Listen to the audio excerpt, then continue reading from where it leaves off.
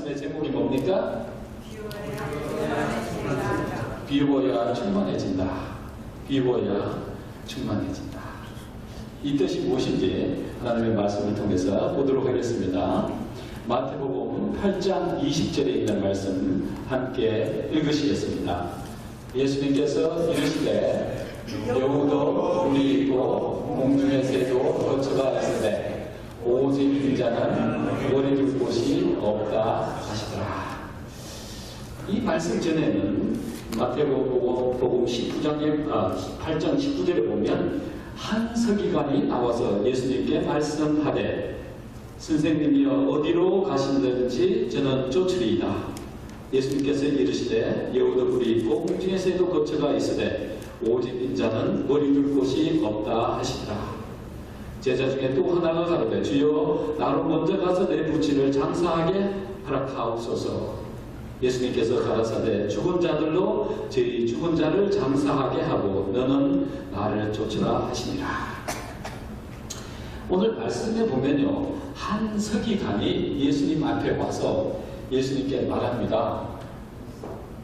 당신이 어디 가시든지 제가 따라가겠습니다. 그렇게 말씀을 하는 겁니다. 그때 당시에 예수님은요, 바리새인과 서기관과 제사장들과 유태인들의 지도자들에게서 미움을 받던 분이셨습니다. 나사렛에서 한 청년이 예루살렘에 와서 모든 사람들의 인기와 주의를 한꺼번에 다 빼앗아가 버리는 것처럼 느꼈고 굉장히 그들의 마음속에 위기감을 느꼈어요. 그래서 질투와 시기가 그 마음속에 생기면서 이 젊은 청년을 굉장히 미워하게 됐습니다. 서기관이 예수님을 찾아와서 예수님을 따르겠다고 하는 이 말은 그때 당시에 상식으로 이해가 되지 않는 이야기였습니다. 그런데 이 서기관은 예수님께 와서 예수님께서 어디로 가시든지 따라가겠습니다. 그렇게 이야기하는 겁니다. 그런데 예수님께서 대답하신 그 대답이 참으로 흥미진진합니다. 여우도 굴이 있고 공중의 새도 거처가 있으되 오직 인자는 머리 둘 곳이 없다. 그런 말을 하는 겁니다. 무슨 이야기일까요? 그 서기관이 내가 당신을 따르겠습니다. 그때에 예수님은 여우도 굴이 있고 새도 날아가는 새도 거처가 있는데 인자는 머리 둘 곳이 없다. 내 마음속에 있는 소원, 네가 원하는 것 따라와서 얻을 수가 없다고 하는 이야기를 하고 계시는 것입니다. 내 마음속에 너무나 많은 것으로 채워져 있기 때문에 진정 내가 주고 싶어 하는 그것을 내 마음속에 채울 수가 없다고 하는 의미를 또 가질 수가 있는 것입니다.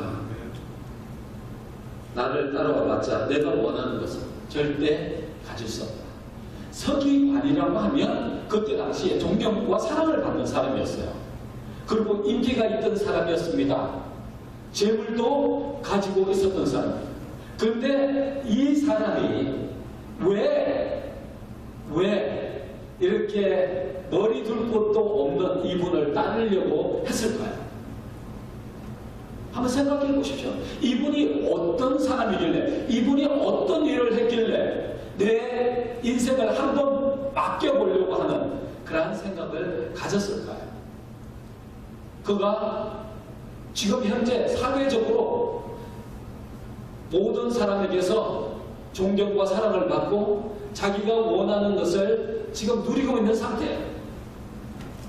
그런데 이분의 행적을 가만히 보니까 정말 의원이 낫게 할 수 없는 병을 낫게 하시기도 하고 여러 가지 기적을 일으키면서 인간이 가지고 있지 않은 어떤 능력을 가지고 있는 것을 보았습니다. 그래서 만약 이분이 이 땅에 나라를 건설한다면 그 나라의 한 대신이 된다면 내가 가지고 있는 지금 누리고 있는 이 세상적인 것보다 더 많은 것을 누릴 수 있을 것이다. 그래서 한번 내 인생을 걸어봐야지 하고 예수님께 나와서 당신이 어느 곳에 가시든지 내가 따르겠습니다 한 이야기를 하십니다. 그때 예수님은 뭐라고 말씀하셨어요? 여우도 굴이 있고 공중에 나는 새도 거처가 있는데 나는 머리 둘 곳이 없다. 그러면서 그가 가지고 있는 세속적인 희망과 욕망과 그 소원을 좌절시켜보려고 예를 썼습니다.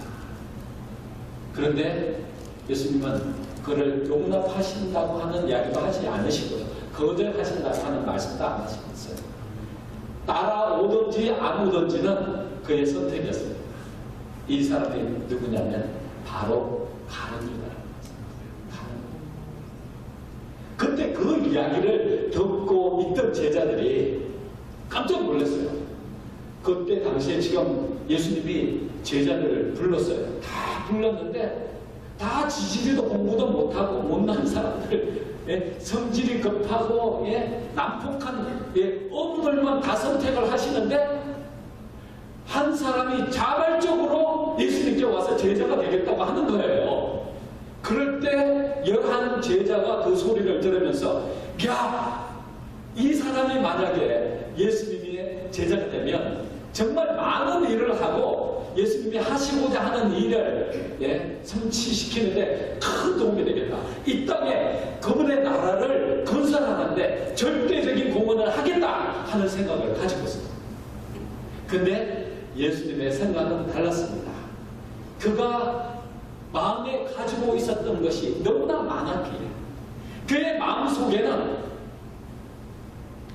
여우의 굴과 새들의 거처가 너무 많아서 인자가 머리 둘 곳이 그곳에 없었던 것입니다. 너무 많이 채워졌어요. 문제는 뭐냐면 너무 많이 채워지면 문제가 되는 겁니다. 옛날에 우리가 보릿고개, 저는 보릿고개 아직 경험을 못 해봤어요. 그러나 가난으로 인해서 굶주림을 경험해 봤기 때문에 배고픔의 서름을 압니다. 그래서 저희 어머님이 넉넉하지 못하니까 나물 떠들어 자주 다니셨어요. 산에 산나물을 캐러 자주 다니셨어요. 때때로 며칠을 산을 헤매시면서 많은 산나물을 뜯어 오셨던 그 기억을 합니다. 그래서 산나물 넣고 그 다음에 쌀 조금 넣고 죽 기려서 주는 기억을 합니다. 그런데 그때 그것들 아주 귀한 것들 먹고 난 다음에 오늘 이렇게 건강해졌어요. 우리가 넉넉하게 너무 많이 먹으니까 뭐가 생겼어요? 병이 생겼어요. 우리 마음에도 너무 많은 것들이 채워지면 하나님께서 역사하셔서 이루고자 하시는 일을 이룰 수가 없게 되는 것입니다. 문제는 너무 많이 채워져 있기 때문에 너무 많은 것을 갈망하고 소원하고 추구하기 때문에 문제가 되는 것입니다. 그의 결과가 어떻게 됐습니까? 시대소망에 보면 이런 이야기를 하셨습니다. 유다의 후년의 역사는 하나님의 사업을 위하여 일할 사람들의 적합성을 결정하는 데 있어서 세속적인 생각을 중요시한다는 것이 얼마나 위험한 것임을 보여주셨다. 제자들이 가입시키기를 원하던 이와 같은 사람의 협력은 가장 악한 원수의 손에 사업을 팔아넘기게 되었던 것이다. 너무 많이 채워지면 결국은 예수님을 배반하게 되고 예수님께서 주고자 하시는 것을 갖지 못할 뿐더러 결국은 원수가 되어서 예수님을 파는 지경에 이르게 된다고 하는 것입니다. 문제는 너무 많이 채워지면 우리에게는 우리 하나님께서 주신 고유의 이 행복과 즐거움을 앗아가게 되고 우리 속에 이 스트레스를 받아서 하나님께서 주신 생명을 망쳐버리는 결과를 가지게 되는 것입니다.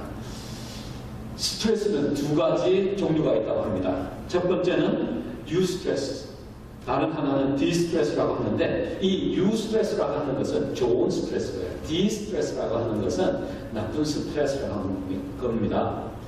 그런데 우리의 생각에는 스트레스라고 하면 다 나쁜 거라고 생각하는데 좋은 스트레스도 있다는 겁니다.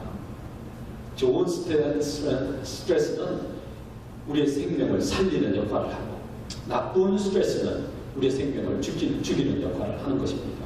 예를 든다면 우리가 좋은 사람을 만난다고 하는 생각이 들면 어때요? 기분이 좋습니까? 그러면 우리 몸에서 좋은 호르몬이 나오게 돼 있어요. 그것도 하나의 스트레스가 될 수 있습니다. 근데 우리가 나쁜 사람을 만난다고 생각해 보십시오. 기분 좋겠습니까? 나쁘겠습니까?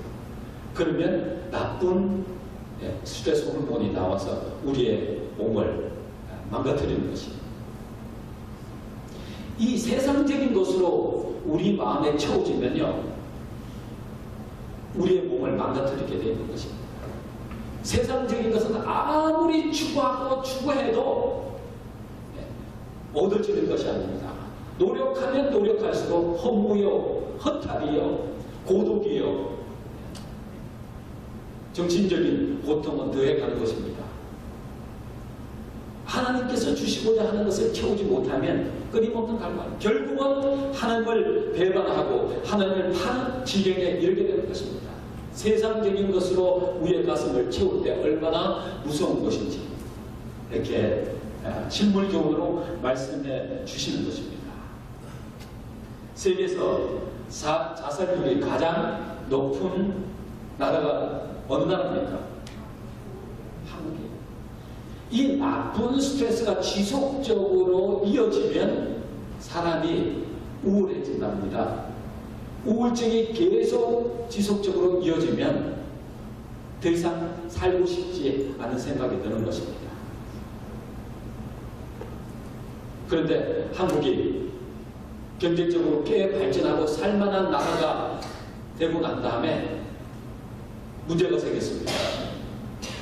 한국 사람의 이 건성이, 좋지 않는 건성이 하나 있어요. 빨리빨리 어떻게 하면 신속하게 내가 원하는 것을 소유할 수 있을까? 추구욕이 굉장합니다. 이 한국 사람들의 가슴 속에 든 세상적인 것이 너무나 많아요. 근데 이런 것들을 추구하면 추구할수록 얻어지는 것이 아니에요. 또 어떤 사람은 얻어졌다고 하더라도 더 큰 것을 추구하게 되게 되는 것입니다. 그러면 더 큰 문제에 빠지게 됩니다. 그래서 한국 사람들의 자살률이 전 세계에서 1위가 된다고 하는데 이것은 참으로 유감스러운 일입니다.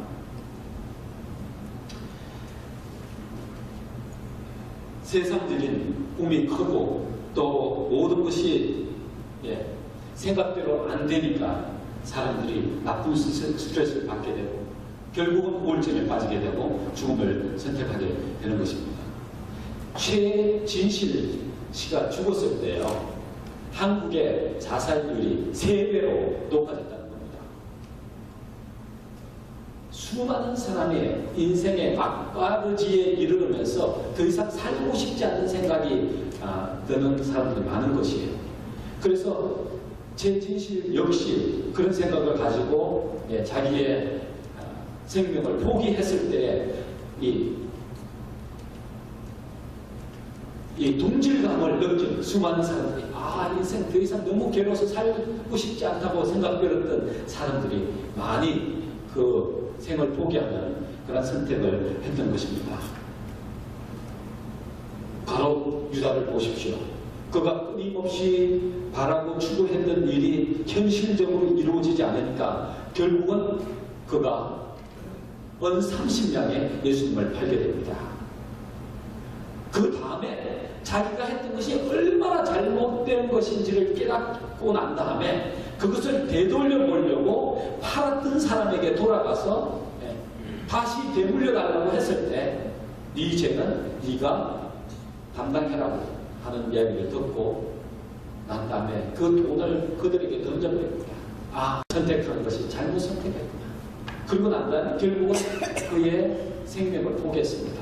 자살한 후에 운명을 마치게 되는 것입니다. 이것이 얼마나 무서운 일입니까?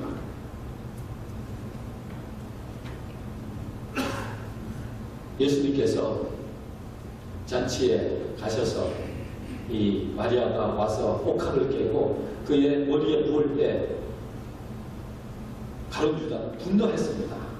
저 엄청난 것, 300데나리온이나 되는 저 엄청난 것, 저거를 팔면 수많은 가난한 사람들을 도와줄 수 있었을 텐데 왜 저렇게 허비할까? 분노했다고 했습니다. 사실 만약에 그 돈이 그에게 주어졌다면 그 300데나리온을 가난한 사람들을 위해서 쓰지 않았을 것이에요. 만약 우리 마음속에도 그런 욕망이 있다면 정말 이런 것들을 가난한 사람들을 도와주고 하나님 뜻대로 사는 것이 가장 바람직하다고 생각하는 사람들이라면 우리에게 그 엄청난 돈이 똑같은 돈이 주어졌을 때 그런 일을 하고 있습니다. 하나님께서요, 우리 주위에 가난한 사람들을 두시는 목적이 바로 하나님께서 주신 축복들을 나누라고 주셨다고 하는 것입니다. 아멘. 우리의 자신을 비우면 비울수록 하나님께서 더 큰 것을 채워주신다는 거예요. 더 큰 것을 채워주신다. 세상적인 욕망이 더 많으면 많을수록 우리는 실망할 수밖에 없는 것입니다. 자발적으로 찾아온 가룟 유다를 회개시켜서 그 마음에 있는 모든 것을 내려놓게 하기 위하여 3년 반이라고 하는 시간을 예수님께서 정말 최선을 다했습니다. 그분이 하나님의 심을 보여주셨고 그분이 하실 수 있는 모든 것을 다 했습니다. 문제는 내려놓는 선택은 자신에게 있는 것입니다. 하나님도 강제적으로 그들을 내려놓게 하실 수가 없었습니다. 우리가 살기 위해서는 우리 마음에 있는 모든 것을 내려놓아야 하는 것입니다. 마음을 비우지 않으면 하나님의 은혜와 진리가 채워질 수가 없는 것입니다. 계시록 3장 20절에 보면 예수님께서 우리의 마음을 두드리면서 내가 너의 마음속에 들어가기를 원한다. 내 마음속에 들어가서 너와 더불어 먹고 너는 나로 더불어 먹고 하늘의 교제를 누리며 살기를 원한다. 문 좀 열어라. 그렇게 호소합니다. 그런데 우리 마음속에는 너무 많은 것으로 채워져 있어요. 가득 차 있어요. 하나님이 들어오셔서 머리 둘 곳이 없는 곳이 너무 많이 채워져 있어요. 열어봐. 그리고 다 내려라. 비워라. 내가 거기에 은혜와 진리로 채워줄 것이다. 그렇게 말씀하시는 것입니다.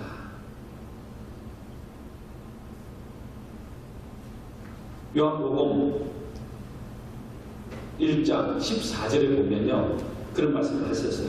영접하는 자, 그 이름을 믿는 자에게는 하나님의 자녀가 되는 권세를 주셨으니 이는 혈통이나 육정으로나 사람의 뜻으로 나지 아니하고 오직 하나님께로서 나는 자들입니다. 말씀이 육신이 되어 우리 가운데 거하시네. 우리가 그 영광을 보니 아버지의 독생자의 영광이요 은혜와 진리가 충만하더라. 우리가 그 영광을 보니 아버지의 독생자의 영광이요 은혜와 진리가 충만하더라. 말씀이 육신이 되어 우리 안에 거하시는 예수님을 만나야만 은혜와 진리가 충만하게 되어 있습니다. 충만하게 채워질 수 있어요. 우리 가슴에 세상적인 것으로 가득 채워지면 그분이 들어오실 수가 없고 그분이 주시고자 하시는 은혜와 진리로 채울 수가 없습니다. 그 은혜와 진리가 우리를 자유케 하고 우리로 하여금 참 안식 속에서 살아가도록 축복하시는 것입니다. 이 참 안식은 무엇이냐? 구원해 주시는 기쁨입니다. 그 속에 진정한 평화와 행복이 존재하는 것입니다. 예수님을 개인적으로 만나는 사람들만이 그것을 누릴 수가 있습니다. 저도 한때는 세상에 성공해보고 싶었습니다. 정말 부자가 돼서 멋지게 좀 살아보고 싶은 욕망이 있었어요. 그런데 그것을 추구하면 추구할수록 더 모자란다고 하는 것을 깨닫게 됐습니다. 아무리 해도 내 욕심을 채울 수가 없구나 하는 것을 깨달았습니다. 그리고 난 다음에 예수님을 만나고 나니 세상의 것이 하나도 부러운 것이 없게 됐어요. 이러다가 예수님 만나면 영원한 것, 그리고 이 세상의 그 어떤 것과도 바꿀 수 없는 하늘나라, 그리고 영생이라고 하는 선물을 가지고 평생도록 이 광활한 우주를 여행하면서 살게 될 엄청난 특권과 축복을 누리게 될 텐데 하는 생각에 때때로 이 세상 살면서 힘들고 어려운 일이 있더라도 넉넉하게 이길 수 있는 힘이 생기더라고요. 비 오니까 내려놓으니까 그 엄청난 축복이 임하는 것을 경험하게 됐습니다.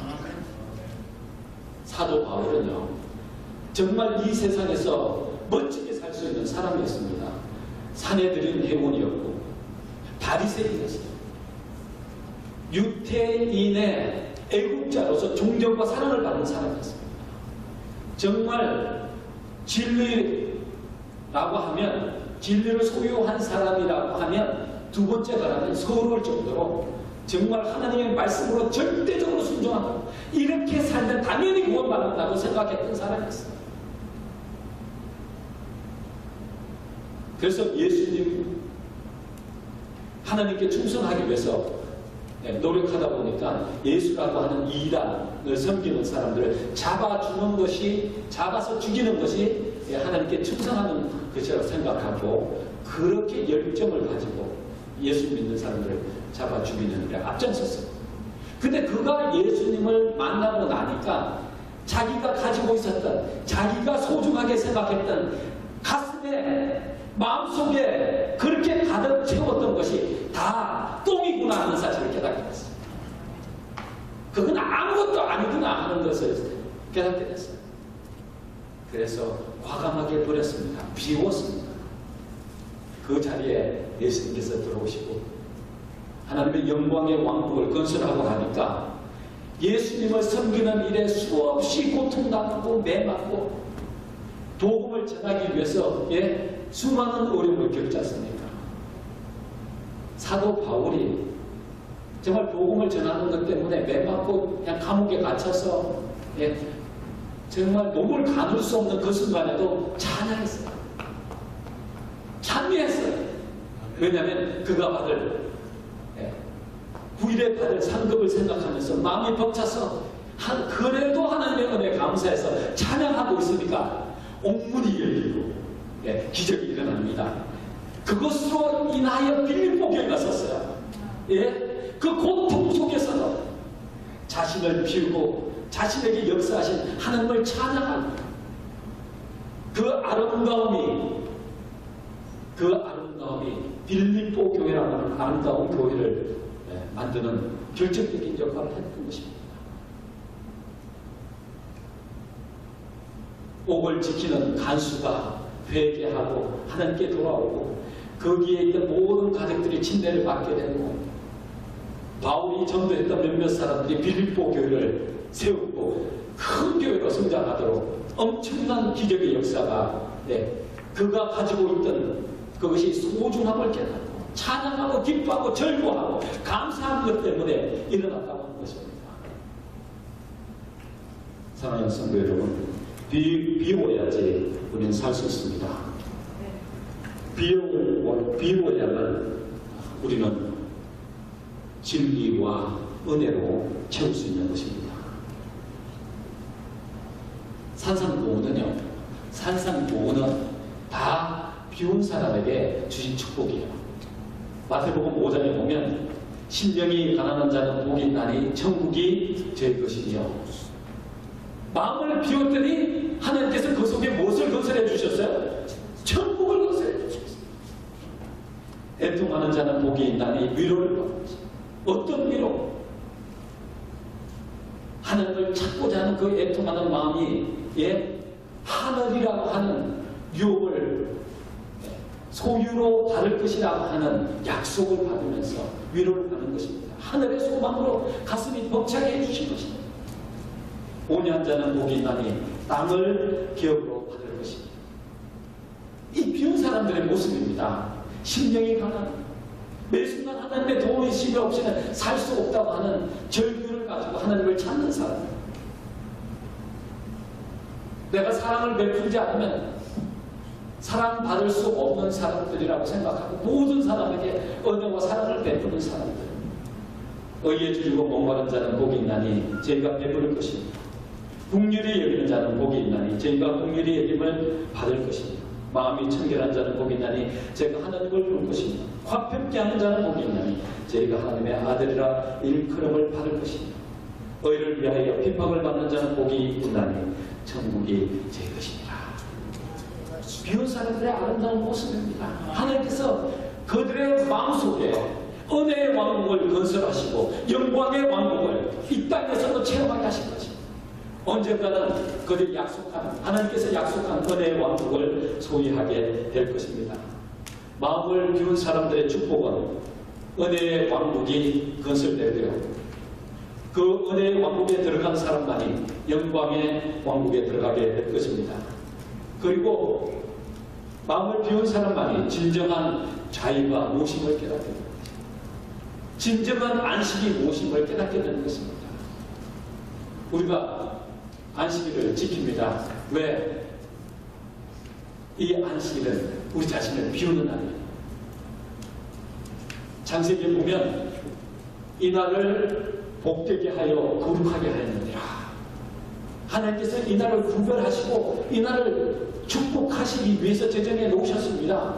태초부터 창세 이후로 인간이 이 땅에 살면서 하나님의 회복의 능력이 필요하고 하나님께서 채워주셔야 할 만한 은혜가 필요하고 진리가 필요하다고 하는 사실을 깨달으시고 이 쉼의 날을 제정해 놓으신 것입니다.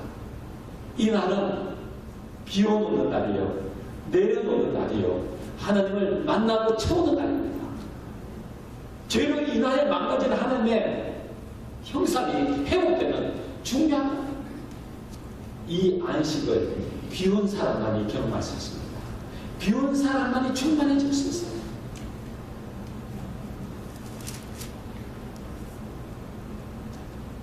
그 다음에 이 마음을 비운 사람만이 마음의 안식에 들어갈 뿐만 아니라 이제 영원한 하늘을 소유하는 유업을 받게 되는 축복이 그들에게 임하게 될 것입니다. 그래서 주님은 마음을 비우지 못한 우리들에게 늘 말씀하십니다. 수고하고 무거운 짐진 자들아, 다 내게로 오라. 내가 너희를 편히 쉬게 합니다. 수고하고 무거운 짐진 자들아. 우리는 우리 마음속에 너무 무거운 짐들을 많이 갖고 있어요. 세상은 아직도 세상에 대한 미련과 욕망을 가지고 있습니다. 그러면 영원한 것을 채울 수가 없어요. 이 영원한 것을 채우기 위하여 우리는 과감하게 우리 자신을 비워야 합니다. 내려놓아야 해요. 사도 바울처럼 그가 그의 생애를 마치면서 이후로는 생명의 멸류관이 나를 위해서 기다리고 있다. 그런 간증을 했습니다. 이 자신을 비운 사람만이 이렇게 아름다운 간증을 할 수가 있습니다. 스스로 이러한 아름다운 간증을 할 수 있는 사람은 아무도 없습니다. 그래서 히브리서를 쓴 기자는 이런 이야기를 했어요. 그러므로 성령이 이르신 바와 같이 오늘날 너희가 그의 엄성을 듣거든 노하심을 격동하여 광야에서 시행하던 때와 같이 너희 마음을 강팍하게 하지 마라. 마음을 비우는 일에 오랜 시간을 가지지 말입니다. 마음을 비우지 않고 계속 놔두면 어떤 결과가 임하느냐? 마음이 강팍해져서 성령이 임해도 성령의 엄성이 더 이상 효력이 없는 데가 오는 것입니다. 그 역사가 바로 애굽의 왕 바로에게서 일어났던 것입니다. 하나님의 어떠한 분이시면 열 재앙을 통해서 분명하게 보여주셨습니다. 하나님께서 열 재앙을 통해서 온 우주를 창조하시고 주인이 되시는 그분이 누구이심을 분명하게 바로에게 보여주면서 회개하고 하나님의 백성을 자유케 하는 일을 선택하도록 요청했던 것입니다. 1번 거절하고 2번 거절하고 했더니 마음이 강팍해졌어. 더 이상 성령의 음성이 효력이 없게 된 그 상태, 그들을 멸망하실 수밖에 없으셨던 것입니다. 우리도 마찬가지야. 하나님의 은혜를 거절하게 되면, 우리의 마음을 비우라고 끊임없이 하나님께서 초청하실 때 그 음성을 거절하게 되면 결국은 우리의 운명이 가룟 유다의 운명과 동일하게 될 것을 말씀하고 계신 것입니다. 성령의 음성이 더 이상 효력이 없는 것만큼 가장 무서운 것은 없습니다. 가장 무서운 것은 노자는 무의자연이라고 하는 논리를 폈습니다. 무의자연은 뭐냐면, 인위적인 행함이 없이 자연의 섭리에 자신을 맡기면 못할 것이 없다는 겁니다. 인위적인 노력이 없이요, 자신을 맡기면, 자연의 자신을 맡기면 못할 것이 없다. 들어본 이야기입니까? 인비라고 하는 글자를 같이 붙였으면 인간의 행위가 인위입니다. 그렇죠? 인간의 행위가 인인데요. 그걸 같이 붙여놓으면 거짓비가 돼요. 인간이 행하는 모든 것은 다 뭐다? 거짓이다. 내려놓아야 되는 거예요. 내가 할 수가 없다고 인정해야 하는 것입니다. 비워야 해요. 그러지 않으면 하나님께서 역사할 수가 없어요. 가룟 유다가 실패한 것이 바로 여기에 있었습니다.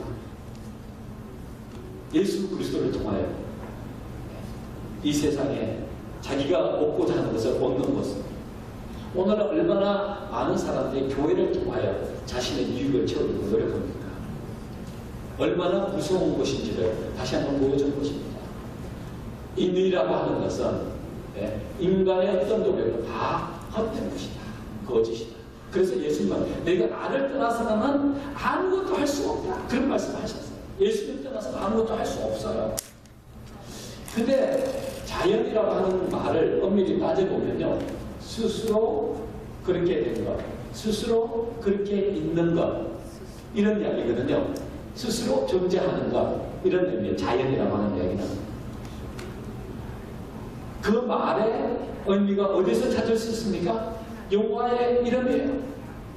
I am who I am. 나는 스스로 있는 자다. 그렇죠?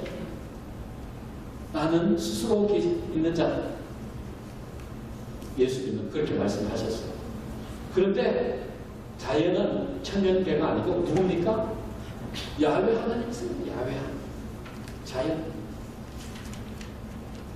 그래서 우리가 자연으로 돌아갈 필요가 있는 것입니다. 자연으로 돌아가라고 하는 것은 자신을 비우는 것이에요. 인위적인 행위를 포기하고 자신을 자연에게 맡기는 겁니다. 자연이신 야훼에게 우리를 맡길 때에 넘치 못할 일이 없는 것이에요. 빌립보 4장 13절에 내게 능력 주시는 자 안에서 내가 모든 것을 할 수 있느니라 하는 말씀과 동일한 것입니다. 예수님이 오셔야 해요. 예수님이 우리 마음속에 오셔야만 정말 진정한 신수와 자유와 행복을 경험할 수가 있습니다. 우리가 예수님을 믿는다고 하면서 이 엄청난 축복을 경험하지 못하는 것은 참으로 유감입니다. 예수님을 한번 만나 본 사람들은 그것이 얼마나 귀하고 소중하고 가치 있는지를 깨달아요. 그러나 우리가 하나님과 끊임없이 접촉하는 것을 포기했기 때문에 그 엄청난 축복을 잃어버리고 있는 것이에요. 다시 돌아가야 합니다. 자연으로 다시 돌아가야 해요. 야훼 하나님께로 다시 돌아가야 하는 것입니다. 그분이 우리를 초청하고 계세요. 수고하고 무거운 짐진 자들아 다 내게로 와. 내가 너희를 편히 쉬게 하리라. 진정한 안식을 누리기 위해서는 그분께로 돌아가야 하는 것입니다. 돌아가야. 우리는 갓난 어린아이처럼 단순하게 하나님께서 약속하신 것을 믿고 돌아가야 하는 것이에요. 돌아갈 때에 우리 자신을 비워야 해요. 볼지어다 내가 문 밖에 서서 두드리니 문을 열어주면 내가 들어가서 너와 더불어 먹고 너는 나로 더불어 마시고 내려놓아야 합니다. 우리는 너무 많은 것이 가슴에 차 있어요. 한이 맺혀 있습니다. 이게 채워지지 않습니다. 한이 맺혀 있어요. 우리가 가는 길은 헛된 길이요, 허물을 느끼고 또 끊임없이 더 큰 것을 추구하다 보면 결국은 절망이라고 하는 마지막 길에 도달하게 되는 것입니다. 그때 우리 생을 포기할 수밖에 없게 되는 것입니다. 거기 가기 전까지 우리는 예수님께로 돌아가야 합니다. 제가 예수님 만나기 전에는 하루하루 사는 게 고통이었어요. 왜? 영원한 문제가 해결되지 않으니까 하는 모든 것이 다 마음의 고통이었어요. 구원받지 못했다고 하는 그 느낌이요, 얼마나 고통스러운지 모릅니다. 육체적인 고통보다 정신적인 고통이 얼마나 괴로운지. 그것이 그대로 내버려지면 오래 가면 가면서 무뎌져서 하나님 찾는 일도 게을리 하게. 공무한데도 정말 중요한 어려운 문제에 부닥쳐 있는데도 내 영혼의 문제가 해결되지 않았는데도 무감각해져 버리는 것입니다. 이것은 인간이 가지고 있는 가장 무서운 병 중 하나예요. 그래도 돌아가야 해요. 그래도 우리 예수님께로 돌아가야 하는 것입니다. 아멘. 나의 하나님의 그리스도 예수 안에서 영광 가운데 그 풍성하신 대로 내 모든 설 것을 채우시리라. 오는 모든 사람들에게 영광 가운데서 풍성한 대로 충만하신 은혜와 진리가 충만하신 그분이 우리의 모든 필요를 다 채워주시겠다. 할렐루야. 아멘. 왜 이렇게 엄청난 약속 해주셨는데 우리가 주님께로 나가지 않습니까? 우리의 모습이요, 우리가 주님을 만나고 우리 주님과 함께 더불어 사는지를 보여주는 거죠. 아직도 우리는 그 지점에 도달하지 못했다고 하는 것 때문에 정말 유감스러운 겁니다. 성령과 신부가 말씀하시기를 오라 하시는도다. 듣는 자도 오라 할 것이요, 목마른 자도 올 것이요, 또 원하는 자는 값없이 생명수를 받으라 하십니다. 인생에 복이 많으십니까? 아직도 마음속에 해결되지 못한 문제들이 있습니까? 괴로움이 있습니까? 아픔이 있습니까? 오라고 하십니다. 영생하도록 솟아나시는 샘물이 되신 그분께서 우리의 영혼의 갈증을 채워주시고 진정한 안식과 평화 속에서 살아가도록 축복해 주실 것입니다. 비우십시다. 그리스도의 충만이 우리 사랑하는 성도들의 마음속에 영원토록 충만하게 되시기를 축원하면서 말씀 마치겠습니다. 아버지, 아직도 제 마음을 비우지 못해서 죄송합니다. 용서해 주시고 우리의 마음에 있는 모든 무거운 짐을 주님 앞에 내려놓도록 인도하여 주시옵소서. 그래서 말씀이 육신이 되어 우리 안에 거하시는 예수님의 은혜가 또 그분의 진리와 자유가 충만하게 되도록 축복하여 주시옵소서. 구원의 확신의 간격으로 살아가게 해주시고 하나님께서만 주실 수 있는 마음의 평화와 기쁨으로 살아가게 축복하여 주시옵소서. 사랑하는 성도들의 삶을 축복해 주시고 모든 필요를 채워주시겠다고 하는 약속을 이루어 주셔서 항상 기뻐하고 즐거워하며 감사하며 살아가는 성도들이 다 될 수 있도록 축복해 주시옵기를 예수님의 성으로 간절히 기도드리옵나이다. 아멘.